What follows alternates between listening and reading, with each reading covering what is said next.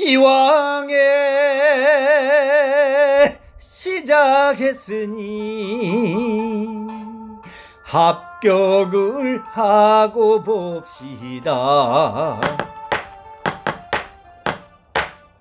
그 아무리 어렵고 험난한 길이라도 함께하면 어딘들 가지 못하리. 안녕하십니까. 에파코팜 체험농장TV 박덕섭 박사입니다.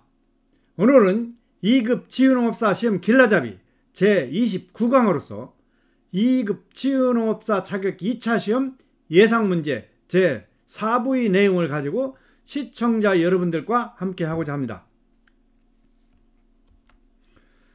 2급 치유농업사 자격 2차 시험 예상문제 제4부가 되겠습니다.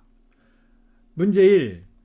다음 치유농업 프로그램의 개발 모형 중 빈칸에 포함될 내용은? 치유농업 프로그램 개발 모형 8단계의 내용입니다. 1단계 비워놨습니다. 2단계 대상자 분석, 3단계 프로그램 초안 작성, 4단계 비워놨습니다. 5단계 치유문제와 관련된 체험 강화, 6단계 시나리오 작성, 7단계 비워놨습니다. 8단계 프로그램 완성 및 계획 작성.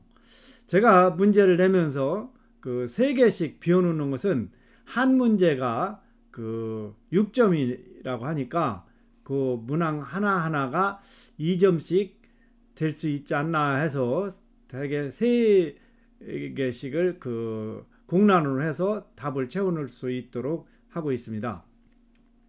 그럼 답을 보겠습니다. 농장 보유 자원, 즉 1단계입니다.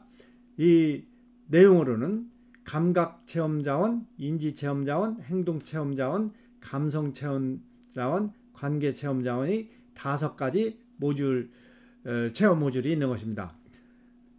두 번째 단계 대상자 분석의 내용으로는 주 대상자 및 확장 가능 대상자 파악, 두 번째는 대상자의 치유 문제 파악, 즉 신체적, 인지적, 심리적, 사회적 문제를 파악하는 것입니다. 다음 3단계입니다. 3단계는 프로그램 초안 작성을 하는 단계인데 이 내용으로는 프로그램을 작성하고 그 초안 작성에는 도입, 전개, 정리의 순으로 초안을 작성하는 것입니다. 다음 4단계입니다. 4단계는 자원 활용 정도, 체험 모듈의 균형도 분석 및 조정. 이러한 자원 활용 정도, 체험 모듈의 균형도 분석 및 조정의 내용으로는 자원 활용 정도와 체험 모듈 균형도가 적절한가? 만약에 적절하다면 다음 단계로 진행을 합니다. 그런데 만일 이러한 체험 모듈 균형도가 적절하지 않으면 이전의 단계로 가서 다시 시작을 하는 것입니다. 다음 5단계입니다. 치유 문제와 관련된 체험 강화. 이 내용으로는 대상자의 주 문제에 기반을 두어 집중적으로 제공되어야 할 체험을 보충하는 거고, 다음 프로그램 전개에 맞게 보완하는 것이 내용으로 되겠습니다. 다음 6단계입니다. 6단계는 시나리오 작성입니다. 시나리오 작성의 내용으로는 첫 번째는 진행자가 하는 말, 행동, 대상자에게 던질 질문, 대상자의 반응에 피드백할 내용, 그 다음 장소, 동선, 시간을 파악하는 것입니다. 다음 7단계입니다.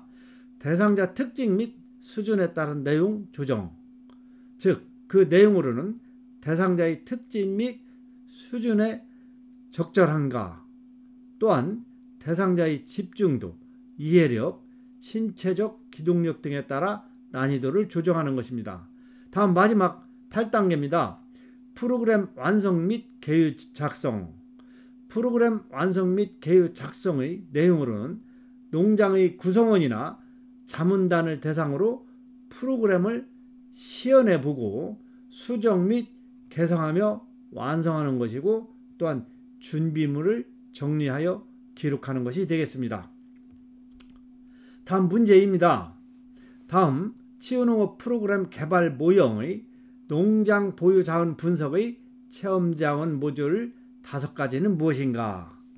그럼 농장 보유 자원 분석의 체험 모듈 5가지를 알아보겠습니다. 첫 번째, 감각 체험 자원입니다. 두 번째, 인지 체험 자원입니다. 세 번째, 행동 체험 자원입니다. 네 번째, 감성 체험 자원입니다. 다섯 번째, 관계 체험 자원. 이렇게 5가지 체험 모듈이 있다고 합니다. 문제 3.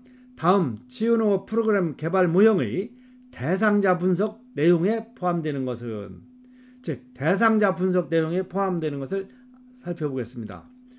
첫 번째, 주 대상자 및 확장 가능 대상자 파악. 두 번째, 대상자의 치유 문제 파악, 즉 신체적, 인지적, 심리적, 사회적 문제를 파악하는 것이라 하겠습니다. 문제 4.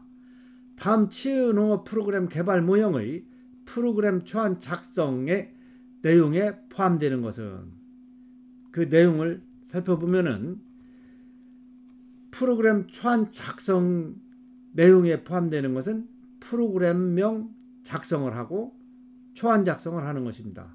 초안 작성은 도입, 전개, 정리의 순으로 하면 되겠습니다. 문제 5입니다. 다음 치유농업 프로그램 개발 모형의 자원 활용 정도, 체험 모듈의 균형도 분석 및 조정, 이 내용에 포함되는 것은, 즉 자원 활용 정도와 체험 모듈 균형도가 적절한가? 만약에 그 자원 활용 정도와 체험 모듈 균형도가 적절하게 되면은 다음 단계로 가고, 그렇지 않은 경우는 이전 단계로 가는 것입니다. 문제 6입니다. 다음 치유농업 프로그램 개발 모형의 치유 문제와 관련된 체험 강화 내용에 포함되는 것은, 치유 문제와 관련된 체험 강화 내용에는 첫 번째, 대상자의 주 문제에 기반을 두어 집중적으로 제공되어야 할 체험 보충. 두 번째는 프로그램 전개에 맞게 보완을 하는 것입니다. 문제 7입니다. 다음 치유농업 프로그램 개발 모형의 시나리오 작성 내용에 포함되는 것은, 그 내용을 살펴보겠습니다. 치유농업 프로그램 개발 모형의 시나리오 작성 내용에 포함되는 것은, 첫 번째로 진행자가 하는 말, 행동, 대상자에게 던질 질문, 대상자의 반응에 피드백할 내용, 두 번째는 장소, 동선, 시간을 파악하는 것이라 하겠습니다. 다음 문제 8. 다음 치유농업 프로그램 개발 모형의 대상자 특징 및 수준에 따른 내용 조정 내용에 포함되는 것은, 대상자 특징 및 수준에 따른 내용 조정 내용에 포함되는 것은, 첫 번째로 대상자의 특징 및 수준에 적절한가, 두 번째 대상자의 집중도, 이해력, 신체적 기동력 등에 따라 난이도를 조정하는 것이라 하겠습니다. 다음 문제 9입니다. 다음 치유농업 프로그램 개발 모형의 프로그램 완성 및 개요 작성 내용에 포함되는 것은, 프로그램 완성 및 개요 작성 내용에 포함되는 것은, 첫 번째로 농장의 구성원이나 자문단을 대상으로 프로그램을 시연해보고 수정 및 개선하여 완성하는 것입니다. 그 다음 두 번째는 준비물을 정리하여 기록하는 것이라 하겠습니다. 문제 10입니다. 다음 프로그램 대상자 분석에 들어갈 내용은, 첫 번째, 두 번째, 세 번째 내용이 있는데 그 내용을 살펴보겠습니다. 프로그램 대상자 분석에 들어갈 내용은 첫 번째로 인구 통계학적 분석입니다. 인구 통계학적 분석의 내용을 살펴보면 거주 지역, 나이, 성별, 직업, 교육 수준 등이 되겠습니다. 두 번째, 치유 문제입니다. 치유 문제의 내용으로는 문제, 그 문제는 잠재 또는 현존 질병이나 장애, 그러한 문제를 요구하고 참여 이유가 되겠죠. 그 다음 관련 지식, 기술, 경험이 치유 문제라 하겠습니다. 다음 세 번째, 프로그램 운영입니다. 프로그램 운영의 내용으로는 대상 수, 시간, 비용의 내용이 되겠습니다. 그래서 프로그램 대상자 분석은 첫 번째는 인구 통계학적 분석, 두 번째는 치유 문제, 세 번째는 프로그램 운영이 되겠습니다.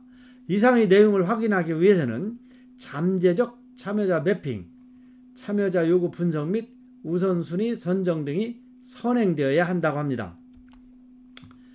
다음 프로그램 대상자 분석에 하기 전에 선행할 내용은 그 내용을 한번 살펴보겠습니다. 첫 번째는 잠재적 참여된 매핑입니다. 이러한 잠재적 참여에 대한 매핑은 일정한 기준에 의해 경계를 정하여 구획하는 것이라고 합니다. 즉 사이체제 분석, 사이계층화, 사이차별화, 문화 분석이 잠재적 참여에 대한 매핑의 내용이 되겠습니다. 두 번째는 참여자의 요구 분석입니다. 참여자의 요구 분석에는 서베이 기법, 관찰법, 결정적 사건 분석법, 델파이 기법, 다섯 번째 무형식 요구 분석 기법 등 5가지 분석 방법이 있다고 합니다. 그 다음에 분석 전 선행 내용으로는 요구의 우선순위를 결정하는 것입니다. 따라서 프로그램 대상자 분석 전 선행해야 할 내용으로는 첫 번째는 잠재적 참여자에 대한 매핑이 되겠고, 두 번째는 참여자의 요구 분석이 되겠고, 세 번째는 요구의 우선순위를 결정하는 것이라 하겠습니다. 문제 10입니다. 프로그램 대상자 분석 전 선행 내용 중 잠재적 참여자에 대한 매핑의 방법은 어떠한 것이 있나 한번 살펴보겠습니다. 잠재적 참여자에 대한 매핑의 방법은 첫 번째 사이체제 분석, 두 번째 사이계층화, 세 번째 사이차별화, 네 번째 문화 분석, 이렇게 4가지 방법이 있는데 그 내용을 하나하나 자세히 살펴보면은 사회체제 분석에는 사회체제 속에 소속된 인간 집단의 사회적 구조를 신념, 정서, 목표, 역할, 규범, 권력 등의 기준에 의해 분석하여 유형화시키는 것이라고 합니다. 다음 두 번째 사회계층화입니다. 사회계층화의 내용으로는 특정 사회 구성원을 소득, 직업, 교육, 가문 등 사회 경제적 변인에 의해 우등, 동등, 열등 등의 척도로 서열화시키는 것이랍니다. 세 번째 사회차별화는 사회계층화와 달리 사회 구성원을 특정 기준이 아니라 사회 구성원의 고유한 특성에 의해 차별화시키는 매핑 기법이라고 합니다. 이때 차별화 요인으로는 성별, 사회적 역할, 사회, 경제적 상태, 윤리적 배경, 교육 경험 등이 있다는 것입니다. 다음 네 번째 문화 분석입니다. 문화 분석은 문화 인류학자들이 사용하는 분석 틀로서 커다란 범사회 집단 속에 소속된 사회 구성원을 이해하는 데 매우 유용한 기법으로 인식된다는 것입니다. 이러한 매핑 기법을 통해 잠재적 참여 집단의 정치, 사회, 경제, 종교 및 지리적 윤곽을 파악할 수 있다는 것입니다. 다음 문제 13입니다. 프로그램 대상자 분석 전 선행 내용 중에서 참여자의 요구 분석 방법의 종류는 어떠한 것들이 있는가? 5가지 방법을 5가지 종류를 살펴보겠습니다. 프로그램 대상자 분석 전에 선행 내용 중에서 참여자의 요구 분석 방법의 종류에는 서베이 기법, 두 번째 관찰법, 세 번째 결정적 사건 분석법, 네 번째 델파이 기법, 5번째 무형식 요구 분석 기법이 될 수가 있겠습니다. 문제 14. 다음 설명하는 것은 참여자의 요구 분석 방법 중 어떤 방법이 되겠는가? 즉 조사 연구 기법이라고 하며 참여자의 요구를 파악하기 위해 가장 보편적으로 사용되는 기법이라고 합니다. 또한 참여자의 집단의 크기가 비교적 크고 광범위하게 분포되어 있을 때 주로 사용된다고 합니다. 또한 주로 핵심 이슈나 추세, 참여자의 가치관과 관련하여 정보를 수집한다고 합니다. 그리고 질문지법 및 면접법으로 구분을 한다고 합니다. 질문지법은 우편을 통해 실시하므로 직접 대면 없이 정보 수집이 가능하다고 합니다. 다음 면접법입니다. 인터뷰. 면접법은 직접 또는 전화통화를 통한 질문에 대한 응답에 기초를 두는 것이라고 합니다. 이러한 참여자의 요구 분석 방법은 어떠한 것인가 살펴보면 서베이 메서드, 서베이 기법이 되겠습니다. 다음 문제 15입니다. 다음 참여자 요구 분석 중 서베이 기법의 우편 조사의 장단점을 비교해 보세요.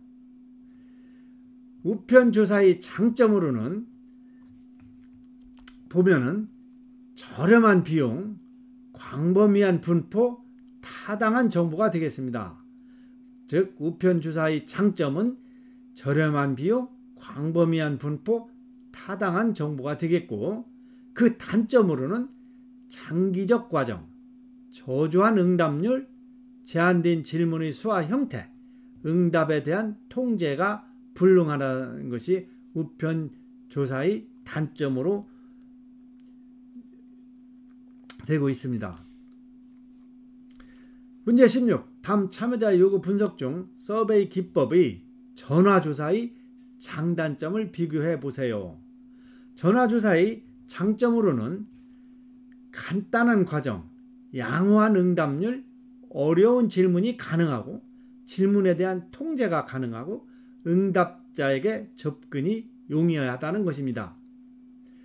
다음 서베이 기법의 전화조사할 때의 단점으로는 비용이 많이 들어가는 고비용이고 타당성이 결여된 정보가 단점이 되겠습니다. 문제 17이 되겠습니다. 다음 참여자의 요구 분석 중 서베이 기법의 대면 조사의 장단점을 비교해 보세요. 대면 조사의 장점으로는 최상의 응답률이 되겠습니다. 또한 응답에 대한 높은 통제력이 되겠습니다. 반면에 대면 조사의 단점으로는 비용이 많이 들어가는 고비용이 되겠습니다. 또한 단점으로는 타당성이 결여된 정보가 되겠습니다. 또한 다수의 응답자에게 접근하기 어렵다는 것이 대면 조사의 단점으로 되고 있습니다. 문제 18.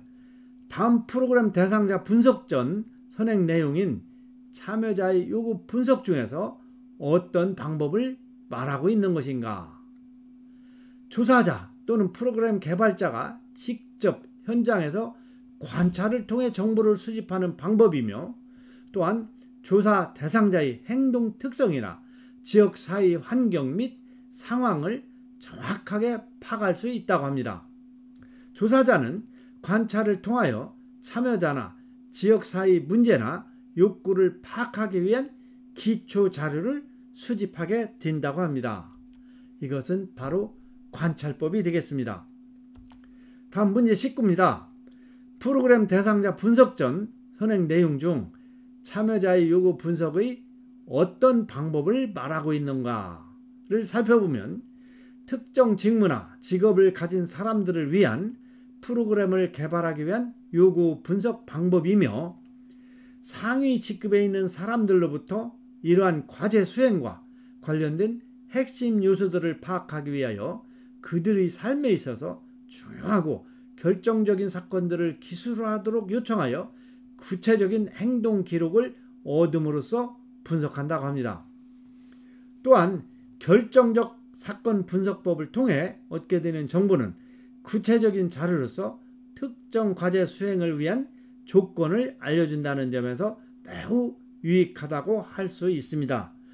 이러한 참여자의 요구 분석 방법은 어떠한 것인가 보면은 결정적 사건 분석법입니다. 즉 Critical Incidence Analysis Method가 되겠습니다. 결정적 사건 분석법. 문제 20번입니다. 프로그램 대상자 분석 전 선행 내용 중 참여자 요구 분석의 델파이 기법 5단계를 완성하세요. 1단계 비워놨습니다. 2단계 특정 주제에 대한 요구 또는 핵심 이슈에 대한 전문가들의 견해 파악을 위한 질문지 송부. 3단계 비워놨습니다. 4단계 비워놨습니다. 5단계 3차 조사 자료를 다시 통계 처리한 후 다수 의견과 소수 의견을 요약한 후 다시 4차 질문지를 개발하여 송부함으로써 지금까지 최종적으로 수정할 기회를 제공하는 것이라고 하겠습니다. 이러한 델파이 기법 5단계를 완성해 보면은 1단계 해당 분야의 전문가들을 선정하여 조사 대상을 구성한다.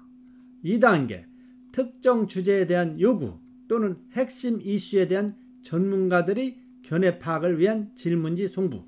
3단계 1차 조사에서 파악된 견해를 요약한 후 2차 질문지를 개발하여 다시 2차로 송부한다.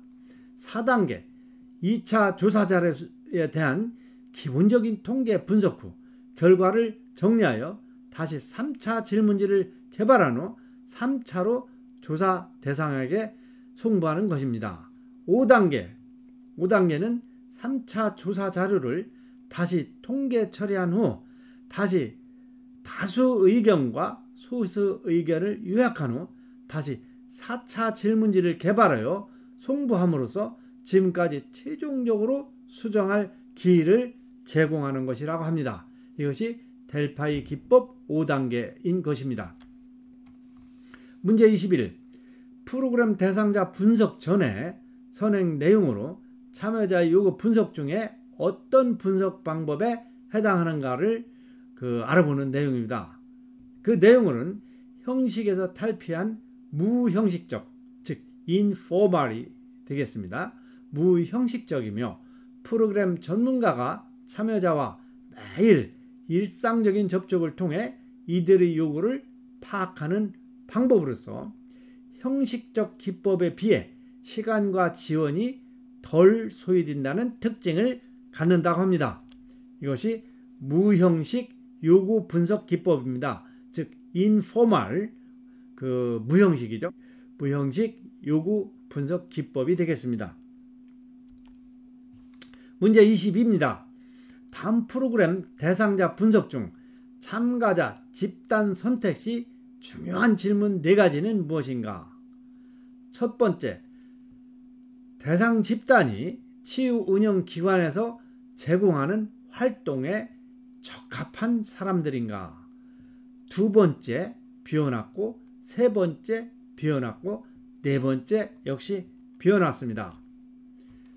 그래서 프로그램 대상자 분석 중에 참가자 집단 선택 시에 중요한 질문 4가지를 살펴보면, 첫 번째, 대상 집단이 치유 운영 기관에서 제공하는 활동에 적합한 사람들인가?